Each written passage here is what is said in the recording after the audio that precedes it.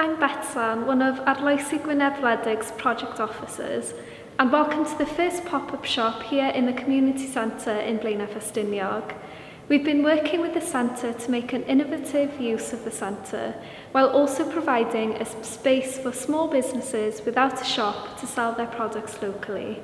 We have 3 businesses in the shop today: Arloesi, Toby's Tales and Lifemata.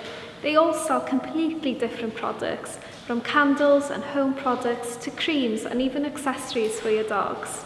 I'm Linda and I make handmade dog collars and bandanas and accessories for dogs. I'm hoping that the pop-up shop here will introduce me to more of the people around me, people in the local area. I'm based in Gofodau, so just across the way from here. I started a business called Lifemata in June. It's based on product that's using local plants rather than buying them in, so saving on the impact on the world. And I think the pop-up shop is going to bring loads of new people in to see what's available locally that they haven't come across before, possibly. I hope you've enjoyed seeing all the businesses today, so remember to come and see them yourself next time, on the 12th of November and every other Friday after that.